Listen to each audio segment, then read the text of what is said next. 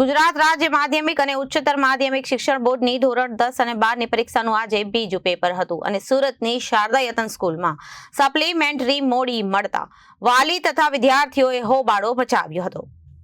સુરતની પીપલોદ સ્થિત શારદા યતન સ્કૂલમાં ધોરણ 10ની પરીક્ષા દરમિયાન કેટલાક વિદ્યાર્થીઓને સપ્લિમેન્ટરી મોડી મળતા વિવાદ સર્જાયો હતો। 10 થી 15 જેટલા વિદ્યાર્થીઓ આક્ષેપ કર્યો છે કે પરીક્ષા દરમિયાન 10 થી 30 મિનિટ સુધી તેમને વધારાની સપ્લિમેન્ટરી મળી ન હતી, જેના કારણે તેઓ મહત્વના પ્રશ્નો લખી શક્યા નહીં। આ ઘટનાને પગલે વિદ્યાર્થીઓ અને વાલીઓ સ્કૂલ પર બેદરકારીનો આરોપ લગાવતા હોબાળો મચાવ્યો હતો। વિદ્યાર્થીનીના માતા દીપિકા ઠાકરે જણાવ્યું હતું કે અમારી રાતની ઊંઘ જતી રહી। આશા છે કે પરીક્ષા સારી રીતે જશે, જે બનવા માંગે છે તે વિદ્યાર્થીઓ બનશે। બાળક સાથે અમે પણ મહેનત કરી હોય એવું લાગે છે કે આ તૈયારીઓ લગ્ન જેટલી મહત્વપૂર્ણ લાગે છે, પરંતુ સ્કૂલની બેદરકારી સામે આવી છે અને વિદ્યાર્થીઓને પેપર આપવામાં આવ્યા ન હતા તેમ તેમણે જણાવ્યું હતું।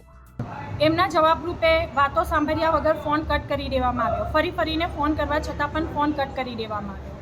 ડીઓ ઓફિસમાં ફોન કર્યો તો મેડમ તમે? ડીઓ ઓફિસમાં ફોન કર્યો હતો શું અને કીધું જો એમણે? ડીઓ તરફથી અમને આવો જવાબ મળતો હોય, આવો રિસ્પોન્સ મળતો હોય, વાતો સાંભળ્યા વગર જ ફોન સીધા કટ કરવામાં આવતા હોય તો અમે આ સમસ્યાના સમાધાન માટે કઈ જગ્યાએ જઈએ? છોકરાઓ પણ ટેન્શનમાં છે કે સોમવારથી ચાલુ થતી પરીક્ષાઓમાં હવે પછી કયા પ્રકારની હેરાનગતિ એ લોકો સાથે થશે? શાંતિથી શું પરીક્ષા આપી શકશે એ લોકો? ઘણા બધા છોકરાઓ આવા ટેન્શનમાં બોલ્યા વગર જતા રહ્યા છે, અવાજ ઉઠાવ્યા વગર જતા રહ્યા છે। કદાચ તમારી ચેનલની માધ્યમથી જો આ વસ્તુ એ લોકો સુધી પહોંચે તો એ લોકોને એટલી ખાતરી આપજો કે સોમવારથી એ લોકો સુરક્ષિત છે અને વ્યવસ્થિત રીતે એક્ઝામ આપી શકે છે।